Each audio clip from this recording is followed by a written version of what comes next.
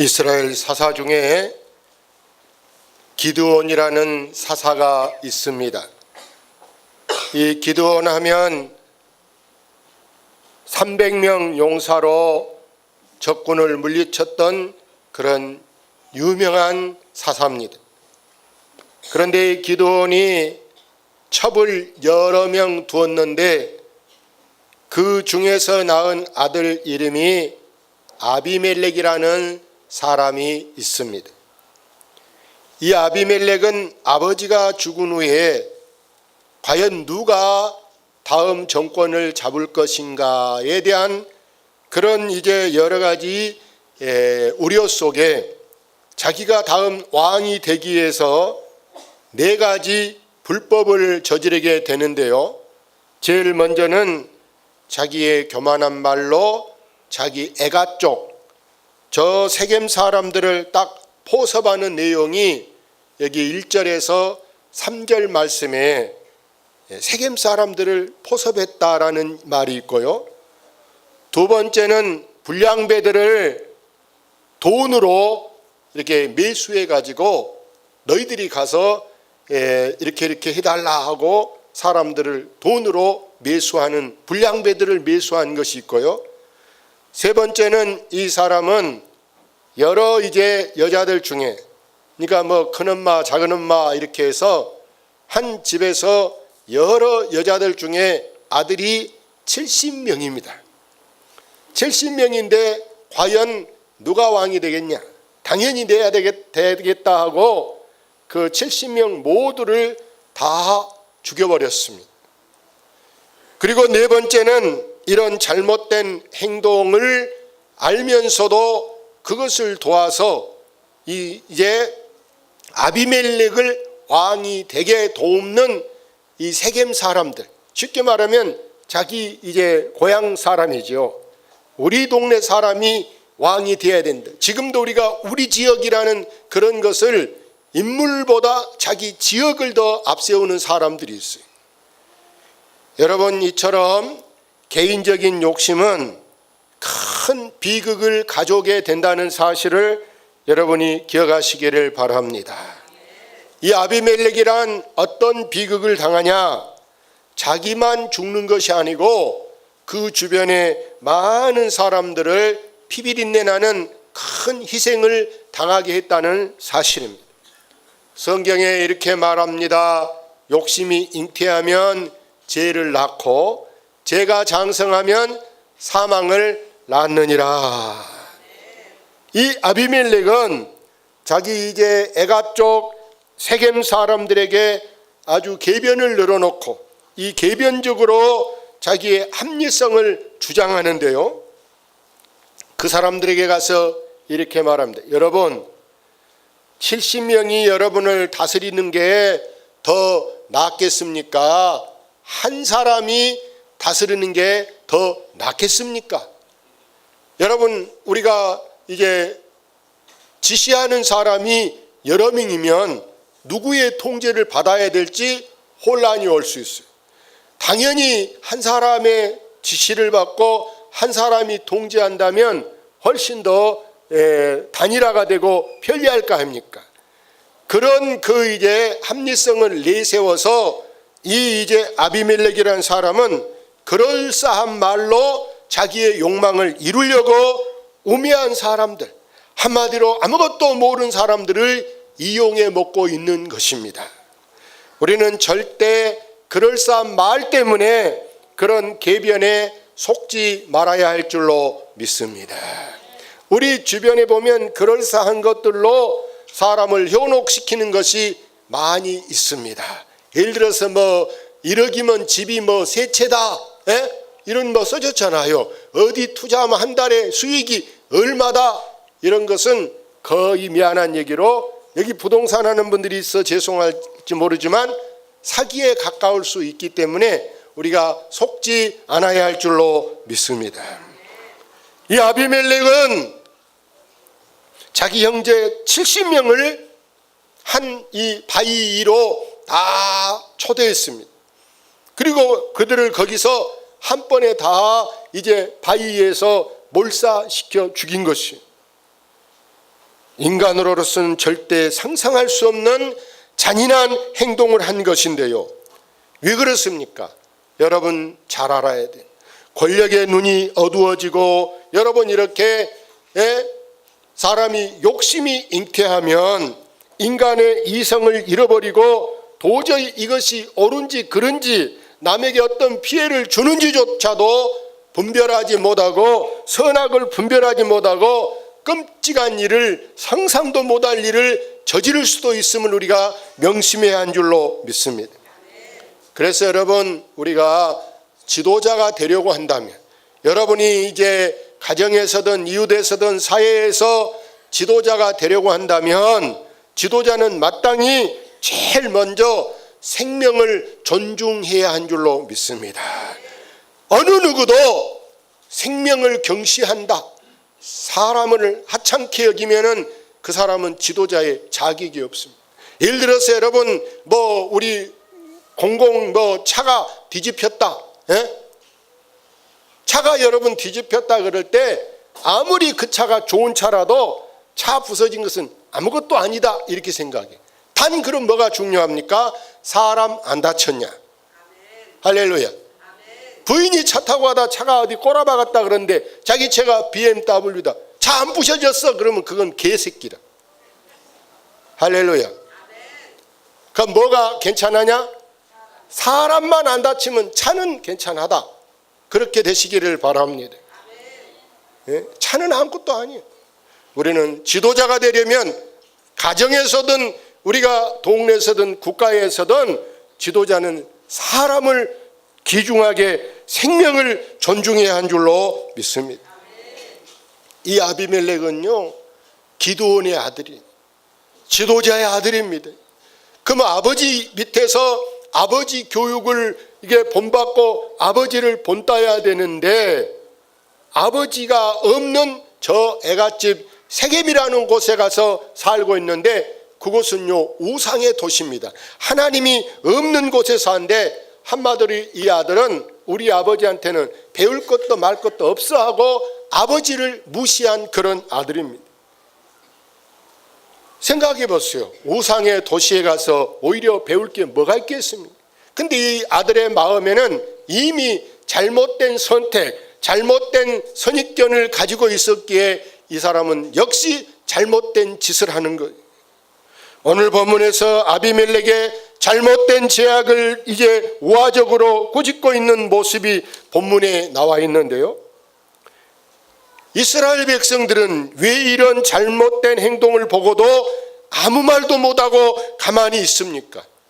한마디로 말해서 보복이 두려워서 뒤로 어떤 호환을 당할지 몰라서 겁이 나서 아무도 입 한마디 뻥긋 못하고 벙어리같이 가만히 죽어 있는 거예요. 오늘날도 마찬가지.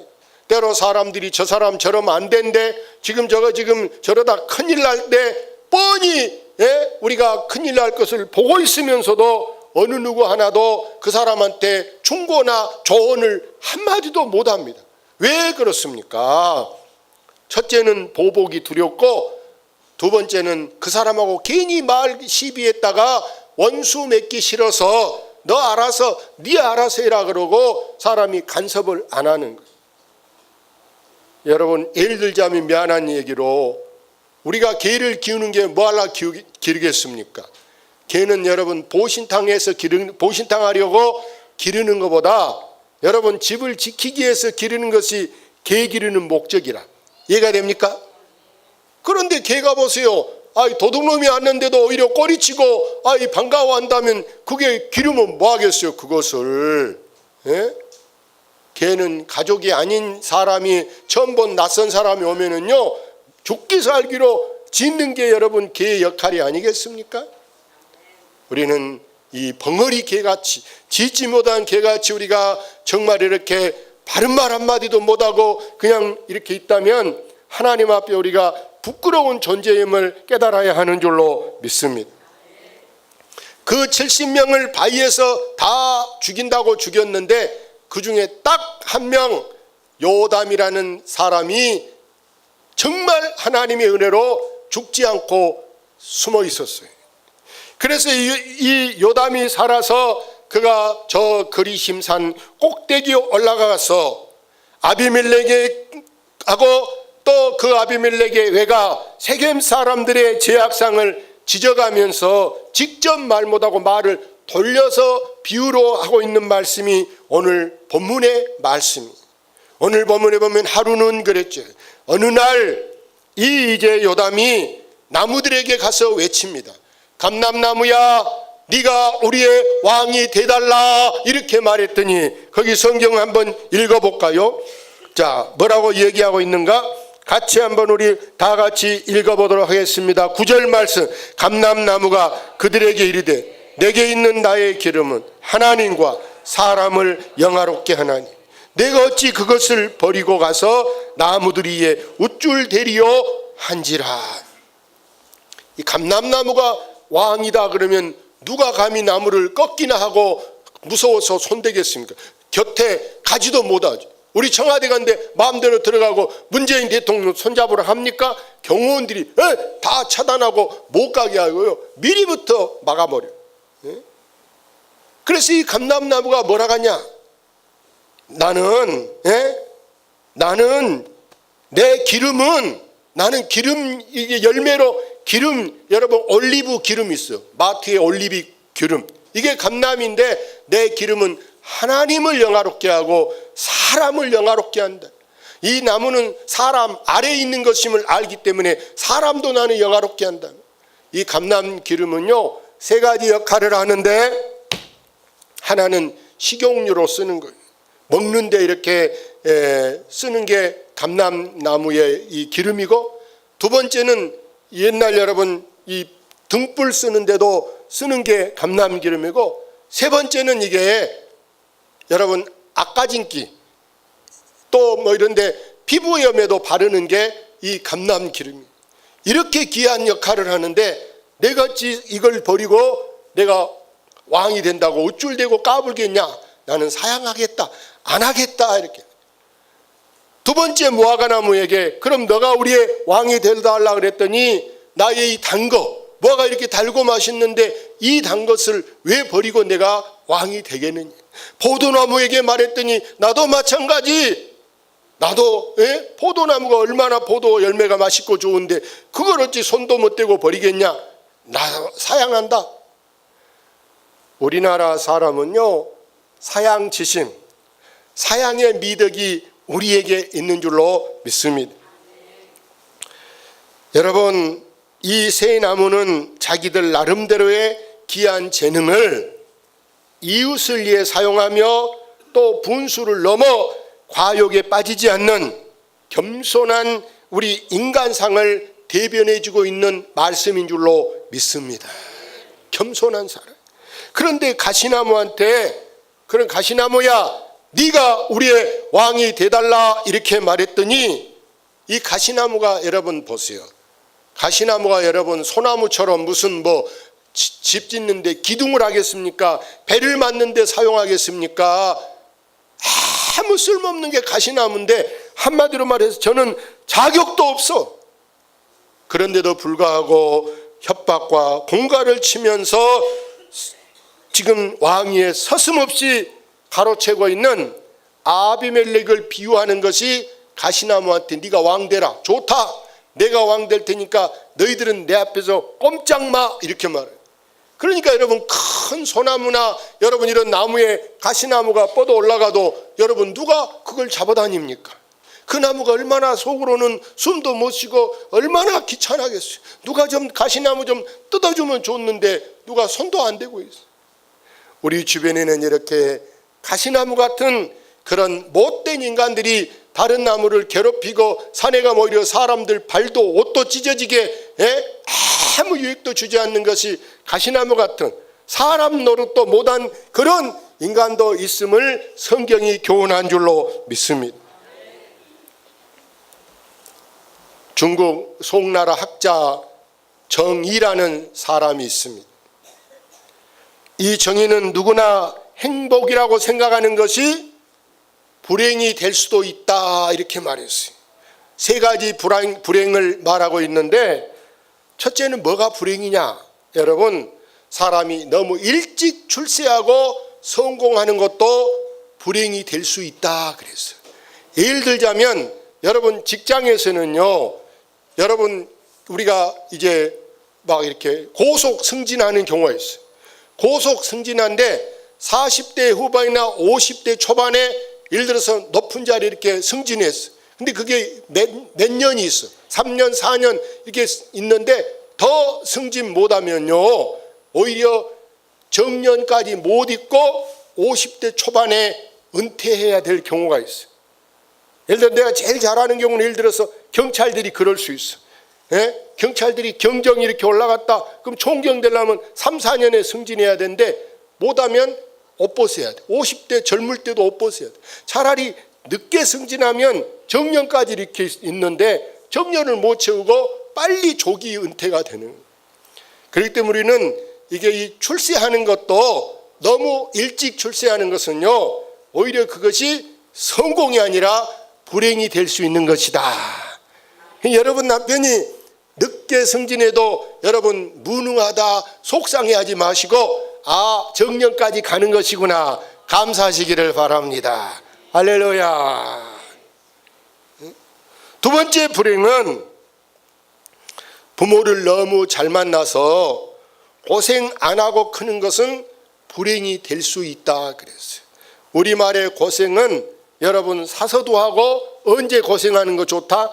젊어서 고생하는 것이 좋다 그랬어요. 근데 고생 안 해보고 큰 사람은요, 나중에 집이 망했다, 부도가 났다 그러면요, 정말 세상 살기 어려운 게 흙에 손에 흙도 안 묻혀보고, 여러분 금수저로 태어난 사람들은요 나중에 세상 버티기가 어렵고, 오히려 우리같이 가난하게 어렵게 사는 사람들이 잘되게 된 줄로 믿습니다. 할렐루야. 세 번째 불행은요, 뛰어난 재주와 문장력을 가진 것이 불행이다 그랬어요. 여러분 우리는 요즘에는 전문성, 전문화 시대, 뭘 하나 해도 그 한 가지에 딱 이게 전공자가 돼야지, 이것도 좀 잘하고 저것도 좀 잘하면요 그걸 만물 박사라 그래. 근데 만물 박사는요 고생만 하고 힘만 들지, 여러분 누가 가서 보세요. 내가 뭐 전기를 잘 고친다, 무슨 어떤 거 서령 잘한다 그래봐요. 그런 게 여러분 수고해도 자격증 없고 면허증 없는데 돈 받으면 걸리는 거예요. 그렇기 때문에 여러분 부탁하고 해주라는 사람 많은데 돈 주고 해주라는 사람 없어. 만물 박사가 오히려 고생만 한다. 요즘에는 무슨 시대냐? 전문성 시대다. 할렐루야. 그래서 우리는 설령 가난하게 태어나고 또 병약하고 못 배웠다 할지라도 점점 우리가, 여러분 애들 켜놓고도 늦게 성인학교 가서 공부하고 늦게 공부해도 되기 때문에 참 우리가 서둘고 막 이럴 필요가 없이 하나님이 주신 대로 여러분은 감사할 수 있기를 바랍니다. 옛날에 어느 마을에 아주 고집이 센 사람하고 또 아주 똑똑한 사람하고, 이게 우리 주변에도 아주 똑똑한 사람이 여기 많이 계실 거예요. 근데 그 중에는 이 고집이 센 사람이 있어요. 이 두 사람이 하루는 이제 이렇게 만났어요. 이 고집이 센 사람이 이래. 어이, 자네 엄청 그 공부도 잘하고 똑똑한데 내가 하나 물어볼게. 뭐 그랬더니 47은 얼만가? 그래. 47은 28이지. 뭐라고? 47이 어떻게 28이야? 47은 27이야. 그러는 거예요. 이 고집 센 사람이. 어떻게 물어보니까, 이 봐봐, 4에서 7 이렇게 하면은 7에다가 2개 주니까 4개에서 2개 남으니까, 봐봐라, 4하고 4에서 2 빼버리니까 2하고 7하고 하면은 27이냐? 이렇게 하면서 막 이김질을 하는 거예요. 그 똑똑한 사람이 도저히 이게 그냥 그대로 넘어갈 수 없어. 그걸 가르쳐 줘야 되겠어. 이 사람아, 47은 28이라니까. 뭐 그렇게 잘났어? 하고 막 둘이 이제 이게 싸움이 되는 거예요. 그럼 좋네. 우리가 할 수 없이 법에 가서 이것을 판결해 주라고 하게 고을의 원님 사또를 찾아가세 하고 사또 앞에 그 문제를 사실은 이것 갖고 법에까지 갔네. 그 법에 갈 일이에요. 근데 법에까지 갔더니 딱 원님이 보더니 여봐라, 큰 곤장을 내오라 그래. 곤장을 내었더니 둘이 이렇게 딱 섰는데 여러분 누구를 치겠습니까? 우리가 볼 때 보나마나 고집 센 놈을 칠 거 아니야. 이놈 새끼 막 쳐가. 사칠은 28. 그걸 모르고 이놈아 27이라 하냐고 고집 센 놈을 쳐야 될 거 아니야. 그런데 이 원님이래. 이 똑똑한 사람을 곤장을 40개를 쳐라 그래. 아주 뒤지게 막 쳐라. 왜 저를 칩니까? 물어보니까 이리 와. 길을 대고 하는 말이, 야, 너는 똑똑하니까 너를 잘 다스려 놓으면 네가 앞으로 내 자리보다 더 높은 자리, 원님보다 더 높이 되겠다. 할렐루야. 성경에 잠언에 보니까요, 미련한 자를 훈계하면은요 오히려 나한테 화가 돌아온다 그랬어요. 그러니까 말해도 안 들을 사람한테는요 충고해 주면요 오히려 성질을 냅니다. 여러분, 들을 만한 사람한테 충고해야 그 사람이 감사합니다, 내가 충고할 때 감사합니다 한 사람은 인격이 된 사람이고 앞으로 될 사람인 줄로 믿습니다. 근데 좀 안 된 사람을 충고하면 뭐라 하는 줄 알아요? 니나 잘해, 니나 잘해 그런다니까. 사랑하는 여러분, 이제 우리는 시편 1편에 보면 정말 복 있는 사람이 어떤 사람인가, 여러분이 이 말씀을 보고 힘내시기를 바랍니다. 같이 읽어봅시다. 복 있는 사람은 악인들의 꾀를 따르지 아니하며 죄인들의 길에 서지 아니하며 오만한 자들의 자리에 앉지 아니하고 오직 여호와의 율법을 즐거워하여 그의 율법을 주야로 묵상하는 듯 그는 시냇가에 심은 나무가 저를 따라 열매를 맺으며 그 잎사귀가 마르지 아니함 같으니 그가 하는 모든 일이 다 형통하리로다. 복 있는 사람은 악인의 꾀, 이 꾀 사람들이 이게 빠질 때가 많아요. 행여라도 여러분 누가 뭐 대박 난다, 쉽게 돈 번다, 이런 것도 일종의 꾀라. 그래서 그런 것에 속지 마시기를 바랍니다. 그래서 악인들의 꾀나 죄인들의 길에나 또 오만한 자의 자리에도 앉지 아니하여. 그럼 뭐하냐? 2절에 오직 여호와의 율법을 즐거워, 하나님 말씀을 좋아해서 그 율법을 낮이가 밤이고 늘 하나님 말씀을 생각하고 사는 사람이 복 있는 사람이 되는 줄로 믿습니다. 3절에 그 사람은 어떻게 됩니까? 그는 시냇가에 심은 나무가, 요즘같이 가물 때 보세요. 물기 없는데 메마른 데는 나무가 시들어 말라져 지금 죽고 있잖아요. 그러나 좀 물기가 있는 데는요 나무가 전혀 시들시들 안 해. 하나도 힘들어하지 않습니다. 요즘 여러분 모든 이제 식물들이 지금 시들시들한 것들은요 지금 나한테 물기가 지금 없다라는. 근데 시냇가에 있는 나무는 아무리 가물어도 물기가 마르지 않습니다. 우리가 늘 하나님 앞에 여러분이 이렇게 발을 디뎌놓고 대중교회 이렇게 연결해 놓고 사는 사람은 이와 같이 시들지 아니한 줄로 믿습니다. 그 사람은 어떻게 한다고요? 마지막에 보니까 그 잎사귀란 자식이라는 말이에요. 그 잎사귀가 뭐 한다? 마르지 않아. 이 나무가 잎사귀 벌써 떨어진다는 것은 죽은다는 징조예요. 잎사귀 여러분 없는 나무는요 결국에는 병드는 거예요. 잎사귀는 여러분 자녀들이 떨어지지 않기를 바랍니다. 아이가 떨어지지 않아야 되고 할 수만 있으면 시험에 안 떨어지고 하여간에 여러분 자녀들이 더 여러분보다 더 잘 되시기를 바랍니다. 그래서 그가 하는 모든 일이 다 어떻게 된다? 형통하리로다. 할렐루야. 그렇게 되어지기를 주의 이름으로 축원합니다. 할렐루야. 이 시간 우리